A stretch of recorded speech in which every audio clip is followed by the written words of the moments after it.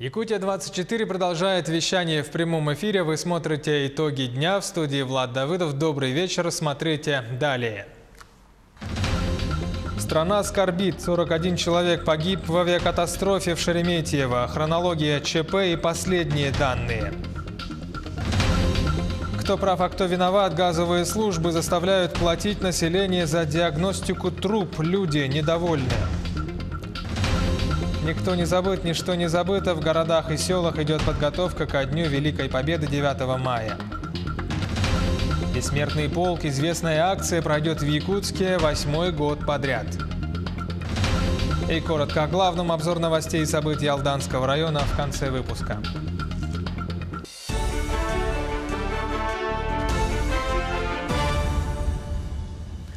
В авиакомпании «Якутия» усилили контроль технического состояния самолетов модели «Сухой Суперджет-100». На особый контроль поставили выполнение технического обслуживания. Напомним, накануне произошла трагедия в Москве. 41 человек стал жертвой авиакатастрофы «Сухого Суперджета» в московском Шереметьево. Хронология страшного ЧП у Елизаветы Васильевой. Роковой рейс, 41 человек и 1 член экипажа. Казалось бы, что может быть безопаснее, чем полет на самолете? Времена новые, техника современная, надежная. На воле судьбы иногда может быть куда непредсказуемой, чем мы полагаем. Самолет «Сухой Суперджет-100» авиакомпания «Аэрофлот» летел из Москвы в Мурманск. На борту находились 73 пассажира и 5 членов экипажа. После 28 минут полета самолет экстренно вернулся в аэропорт Шереметьево и совершил жесткую посадку. Произошло возгорание. В списке погибших 41 человек. Скорость была небольшая для посадки, скорость была обычная. Все согласно оперативного сборника экипажа. После полной остановки мы объявили аварийную эвакуацию. И сначала второй пилот вышел из кабины, потом я. Сразу я на улицу не смотрел, есть пожарный, нет, машина пожарных уже была. Пожар у нас начался после посадки. Как сообщают СМИ, основной причиной гибели многих в хвостовом отсеке Суперджета стала попытка некоторых пассажиров достать из багажных полок свои вещи. Это затруднило эвакуацию людей из задних рядов. Практически всех охватил открытый огонь. Перед каждым вылетом экипаж всегда проводит полный инструктаж, который многие игнорируют. Бортпроводница обязательно сделает вам инструкцию. Она распределит, скажет, вот там с 1 по 6 ряд идут в переднюю дверь. Там с последнего ряда там идут в заднюю дверь. Проинструктируют, как открыть этот аварийный выход, вернее. Аварийные спасательные работы на месте катастрофы в Шереметьево завершены. На месте продолжает работать следственная группа. Изъяты параметрические бортовые самописцы, отобраны образцы топлива, аудиозаписи переговоров и записи с камер. В ходе оперативного совещания председатель Следственного комитета России Александр Бастрыкин дал указание тщательно исследовать все обстоятельства трагедии. Службы аэропорта Шереметьево сработали оперативно. В настоящее время в аэропорту Шереметьево работает Государственная комиссия по расследованию обстоятельств чрезвычайного происшествия, которую возглавил министр транспорта Российской Федерации. Также на месте организован Центр экстренной психологической помощи. Работает более 25 специалистов. Из них большая часть – психологи из МЧС. Еще около 20 специалистов находятся в резерве. Помощь оказывается не только в Москве и Мурманске, но и в других регионах, где проживают родственники пострадавших. В настоящий момент более 1000 случаев оказания психологической помощи. Конечно, большинство из них – это дистанционная помощь, это помощь по телефонам 2 горячих линий, которые работают в МЧС России. Это более 950 случаев. Более 70 случаев – это случаи оказания психологической помощи очно тем людям, которые обратились к нам по поводу этой трагедии. Глава Якутии Айса Николаев направил телеграмму со словами соболезнования от имени всех якутян, временно исполняющим обязанности губернатора Мурманской области Андрею Чибису. В области объявлен 3-дневный траур. Жители Мурманска несут в аэропорт цветы, свечи и мягкие игрушки. В память о погибших в авиакатастрофе в Шереметьево. В Москве 5 мая. Скорбит вся Россия. Елизавета Васильева, Георгий Григорьев, Якутск. Ну а следователи Якутии продолжают выяснять обстоятельства смерти 9-летнего мальчика, погибшего на одной из игровых площадок Якутска. Напомним, что инцидент произошел накануне на площадке детского сада «Северные звездочки». На мальчика упало игровое баскетбольное кольцо. Ребенок 2010 года рождения скончался на месте. Заведующая детским садом отказалась от комментариев нашим корреспондентам, ссылаясь на то, что пока идет следствие. А охранник детского сада сказал, что дети вошли на территорию детского сада через запасные ворота, которые не закрываются на замок в целях пожарной безопасности. В настоящее время установлено, что ребенок забрался на детскую конструкцию, которая, не выдержав вес ребенка, упала и придавила его. От полученных телесных повреждений ребенок скончался на месте происшествия. В ходе проверки следователь установит обстоятельства произошедшего, будет принято соответствующее процессуальное решение. В правоохранительные органы города Железноводска поступило сообщение о том, что в одном из многоквартирных домов произошел взрыв бытового газа с последующим возгоранием. Установлено, что пожар начался в одной из квартир на первом этаже 9-этажного жилого дома. Произошло обрушение лестничной клетки между первым и вторым этажами дома. Имеются повреждения остекления и стены здания на первом этаже. В результате происшествия пострадало 11 человек, из них 5 детей. Пострадавшие доставлены в больницу. Всего из здания эвакуировали 70 человек. Прямо перед майскими праздниками несколько деревянных домов по улице Лермонтова в Якутске были отключены от газа. Сейчас на очереди на отключение стоит дом по улице Шевченко. Возмущению людей нет предела. Они говорят, что газовые службы заставляют людей платить по 2000 рублей с каждой квартиры за диагностику труб. Но в основном в этих домах как раз живут малоимущие, инвалиды, пенсионеры, у которых каждый рубль на счету. И люди не готовы платить за эту диагностику. В ситуации разбиралась наш корреспондент Сусанна Ружина. Прямо перед майскими праздниками несколько деревянных домов по улице Лермонтова были отключены от газа. Сейчас на очереди на отключение стоит и дом по улице Шевченко. Возмущению людей нет предела. Газовые службы заставляют людей платить по 2000 рублей с каждой квартиры за диагностику труб. Но в основном в этих домах живут малоимущие, инвалиды, пенсионеры, у которых каждый рубль на счету, и люди не готовы платить за эту диагностику. 29 числа перед праздником взяли, отключили газ. Ну, вот именно, ничего не подогреть у нас, а проводка у нас ужасная тоже. Вот человечески могли бы людям навстречу пойти, что хотя бы на праздники, ну, людям могли бы после 9 числа остановить это все. На прошлой неделе были отключены дома по Лермонтова. Для подключения газа им необходимо проведение технического диагностирования. Да? Для этого им надо заключить договор с экспертной организацией. У нас заключены с ними договора. Дело в том, что по договору идет и техобслуживание. Но это же диагностика, это считается техобслуживание. Почему тогда они в квитанции все это не включали, что ли? Мы вот этого никак не можем понять. Сразу должны выложить 2000. 2000 для нас, пенсионеров, это очень сложно, очень тяжело. Мы очень за многое что платим, за то, что того, чего и нет. Поэтому мы очень возмущены. Пенсионеры живут, я инвалид 3-й группы. И тут требуют по 2000 за вот эту диагностику, сразу оплатить. Ну, это, мне кажется, просто очередное высасывание денег и все. А по идее, почему мы-то должны почему диагностику делать? У нас что-то все возмущаются насчет этого, все жильцы. Я считаю, что должны ее сделать, диагностику, потом раскидать эти деньги на всех, я еще так согласна. Когда мы будем платить за газ, мы ее внесем, ради бога, если у нас трубы нормальные. А потом, где гарантия, если мы сложим, а трубы у нас ненормальные после диагностики? Дело в том, что можно было бы на плитке варить. Во-первых, очень дорого. А во-вторых, у нас, когда меняли электропроводку, в связи с тем, что у нас газ, у нас поставили двухжильные провода, которые не выдержат просто. Мы сгорим от этих плиток. И что, сгореть от газа или сгореть от плиток? Так получается. Они просто хотят уничтожить народ. Только лишь так, это получается суицид какой-то общий. Прежде всего вопрос безопасности, да, жильцов. И то, что дома аварийные, это им в первую очередь необходимо еще проведение технического диагностирования, потому что экспертиза, она выявляет именно остаточные, скажем так, ресурсы газового оборудования, то есть возможно ли дальше вообще пользоваться. То есть именно в первую очередь это делается ради их безопасности. В Якутске более 200 домов подлежат отключению от газа из-за того, что у них вышел срок эксплуатации газопровода. 52 дома уже отключены. И всем жильцам этих домов необходимо провести диагностику, или управляющие компании от имени жильцов могут заключить договоры с экспертными организациями на проведение техдиагностики. Сусанна Рожина, Семен Семенов, Павел Пахомов, Якутск.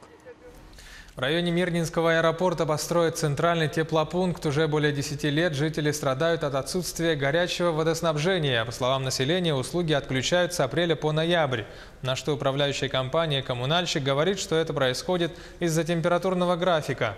В этом году жители микрорайона снова столкнулись с этой проблемой, на что директор управляющей компании заявил, что летом начнется строительство, монтаж и техприсоединение нового теплопункта.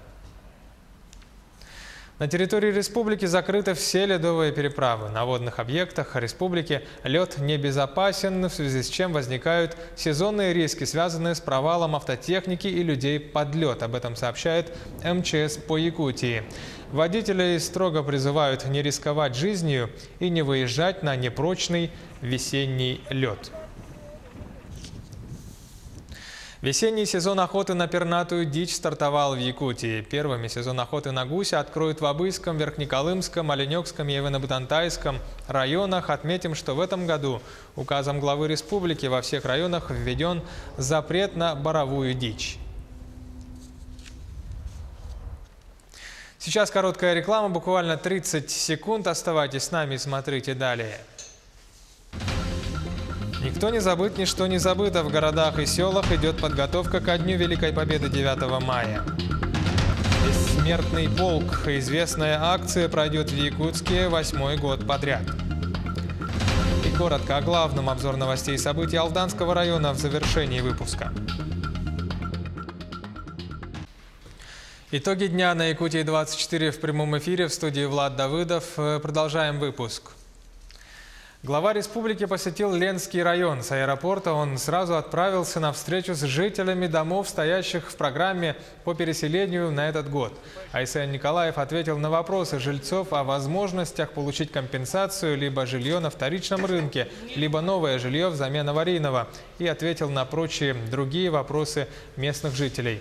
Далее глава отправился на объект строительства домов, который планирует переселить жильцов из ветхого и аварийного жилья. Застройщик рассказал об этапах строительства и проделанной работе по перепланировке этих квартир, чтобы подходили по квадратам для переселения. По данным, Ленский район занимает 2-е место по объему переселения по республике. На эти цели выделено свыше 10 миллиардов рублей. В преддверии Дня Победы особое внимание по традиции уделяется нашим ветеранам. Сейчас в республике проживают 104 участника Великой Отечественной войны и более 5000 ветеранов тыла. Пристальное внимание уделено улучшению их социально-бытовых условий жизни. За предыдущие 2 года 1300 ветеранам оказана материальная помощь на сумму в 58 миллионов рублей на проведение капитального и текущего ремонта их жилья. На днях 3 вдовам участников войны вручат ключи от новых квартир. Кроме этого, ежегодно проводится диспансеризация, выделяются путевки на санаторно-курортное лечение. Напомним, что с 9 мая 2019 и по 9 мая 2020 года указом главы республики в Якутии объявлен год Великой Победы. В этом году для ветеранов войны предусмотрено дополнительно из бюджета получат по 15 тысяч рублей единовременную помощь. Но кроме этого сейчас проводятся мероприятия по сопровождению наших ветеранов не только во время праздничных мероприятий. 26 апреля подписан указ главы о объявлении Великой Победы с 9 мая 2019 года до 2020 года. И я надеюсь, что в течение года мы будем работать по воспитанию молодого поколения, будущего поколения, а также будет уделено большое внимание материальной помощи нашим ветеранам. Ко Дню Победы и в память павших героев повсеместно будут проведены различные традиционные мероприятия и акции. Среди них 8-й год подряд состоится акция «Бессмертный полк». Подробнее Ольга Башук. 4 мая акция «Бессмертный полк» состоялась в Буэнос-Айресе. В ней приняли участие более 200 человек. В их числе и посол Российской Федерации в Аргентине Дмитрий Феоктистов. Мы войну не знаем. Воевали наши деды и отцы, как мои. Но мы смотрели прекрасные фильмы, читали книги о войне. Нам рассказывали наши родственники об этой войне. И я уверен, что через 25 лет Россия, конечно же, никогда не забудет того, что случилось. Потому что мы помним эти рассказы, мы помним слезы в глазах наших дедушек и бабушек, которые не могли, наверное, не эмоционально рассказать нам о том, какой ценой досталась эта победа. Акция также прошла в Гонконге, где среди участников были граждане России, русскоговорящие иммигранты и просто жители Китая. Дождливая погода не помешала им вспомнить своих воевавших родственников и исполнить под аккомпанемент баяна песни того времени. В Нью-Йорке марш памяти проходит уже 5-й раз подряд. В этом году 2000 человек прошли по Манхэттену вдоль набережной реки Гудзон до Беттери-парка. Стараемся передать нашу радость американцам, чтобы они, может быть, хоть немножко, но узнали об этой войне, о том, сколько советских солдат умерло в этой войне, что мы воевали вместе против нацизма и вместе победили, что 400 тысяч американцев умерло и больше 20 миллионов советских солдат. А в городе Якутске «Бессмертный полк» пройдет 9 мая уже 8-й раз. Еще в 2012 году к акции присоединилось 3000 человек. За прошлый год участие в шествии приняли 45 тысяч горожан. Самая наша главная задача, чтобы люди приходили не по какой-то разнарядке, приходили не потому, что им руководство приказало, обязало. Нет, не поэтому. Чтобы шли по зову сердца, потому что это прежде всего семейная история. И самое главное, чтобы сохранялась связь поколений. Нужно ли записываться в «Бессмертный полк»? Абсолютно нет. Как мы уже сказали, это народная акция, и поэтому никакой регистрации на «Бессмертный полк» нету. Приходят, встают и идут. Маршрут шествия объединяет 3 главные площади города Якутска – Ленина, Орджоникидзе и Площадь Победы. Сбор участников начнется в 10 часов утра на площади Ленина. Их ожидает концерт, после чего уже в половину 11-го будет построение. Начало шествия в 11 утра. Ольга Башук, Григорий Охлопков, Якутск. Празднование, посвященное Великой Победе, готовится по всей стране. С мемориала павшим якутянам Бородинского поля в столице страны на прямую связь с нашей студией выходит наш специальный корреспондент Максим Кардозу. Максим, здравствуй, тебе слово, пожалуйста.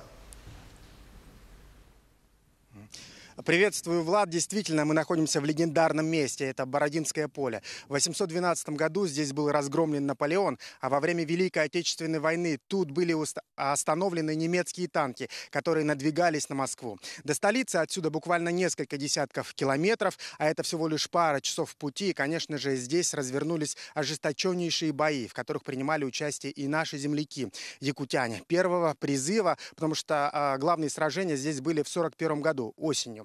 Вообще, по разным оценкам, в битвах за Москву принимало участие около 2000 якутян. И этим воинам не так давно был установлен здесь, недалеко, в селе Ельны, памятник, к которому традиционно ежегодно приезжает большая делегация. Также приходят и наши земляки, которые живут здесь недалеко. Среди них сегодня была и якутянка, ветеран тыла Зинаида Ермакова. Давайте послушаем, что же она сказала нашей камере и нашему телеканалу.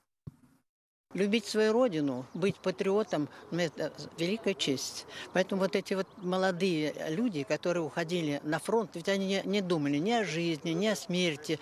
Что у них первым долгом было? Это патриотизм, защита своей родины. И я думаю, вот то, что сейчас вот эти мероприятия, они вот поднимают вот этот дух, чтобы ну, как бы вот передать, что ли, то, что было у того поколения, передать молодому поколению, это великое дело.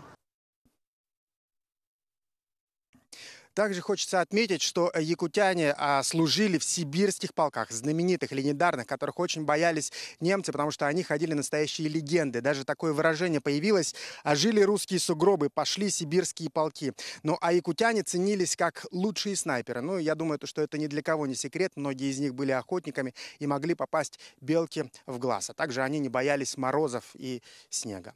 Что же, я думаю, праздничные мероприятия еще продолжатся. Я думаю, великий праздник еще впереди. Влад? На прямой связи с нашей студией из Москвы был наш специальный корреспондент в Москве Максим Кардозу. А в Нерюнгринском районе в преддверии Дня Победы прошла торжественная встреча с ветеранами, рассказывает Екатерина Павлова. Уже 6-й год подряд на праздничном вечере перед Днем Победы собрались ветераны войны, ветераны тыла и дети войны. Открыли встречу представителей старшего поколения, местной власти и депутаты со словами благодарности и поздравлениями. И это была общая победа.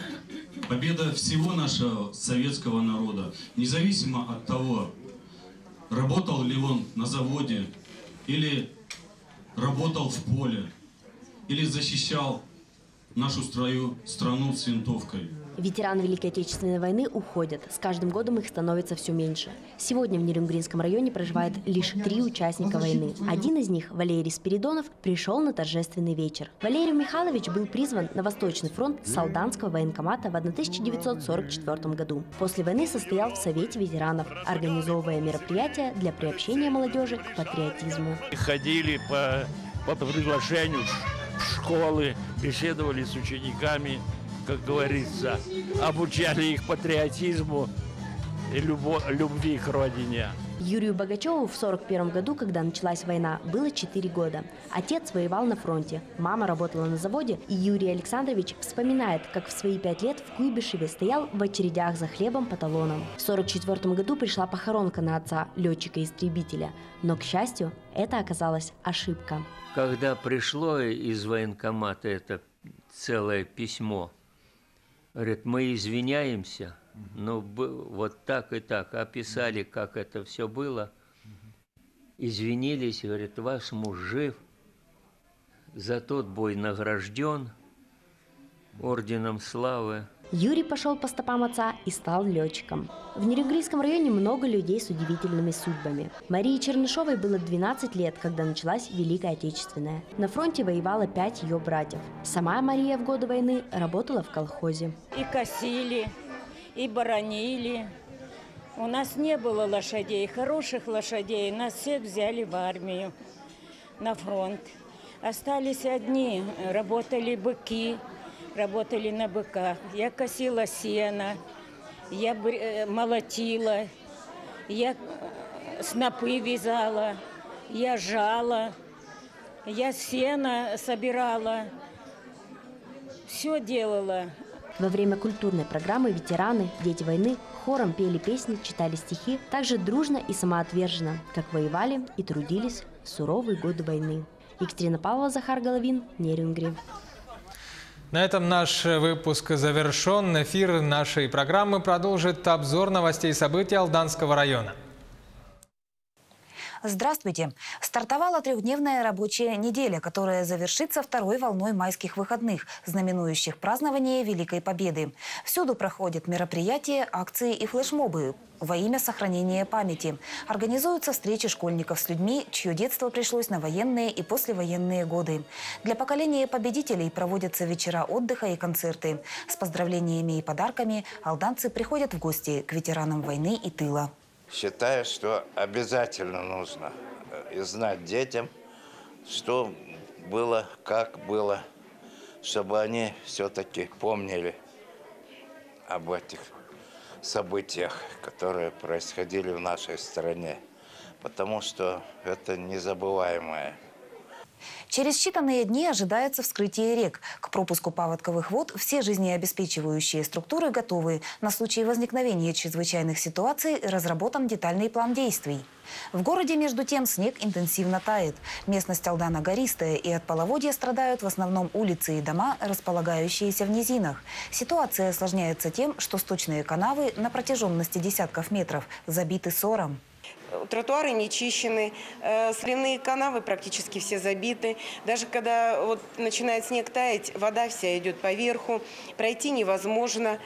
Детский сад «Чебурашка» и школа номер 5 поселка Ленинский готовятся к празднованию 90-летних юбилеев. Они были открыты с образованием поселка. Накопленный педагогический опыт, внедренные инновации, проектная и творческая деятельность, достижения и победы воспитанников. Гордиться есть чем. Школьники много времени посвящают волонтерской деятельности. А в «Чебурашке» детвора серьезно занимается научно-исследовательскими изысканиями. Ну, мы, конечно, гордимся нашими детьми. Потому что это самое главное, наши цветочки, и вот как бы наши дети. В воскресенье профессиональный праздник отметят медицинские сестры. В Алданском районе на страже благополучия земляков стоят порядка 1000 медсестер. Без их профессиональных навыков лечебный процесс немыслим.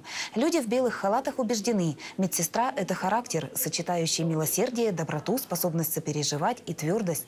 Праздник, даже профессиональный, вовсе не повод оставить службу. Ведь самое ценное – это жизнь и здоровье.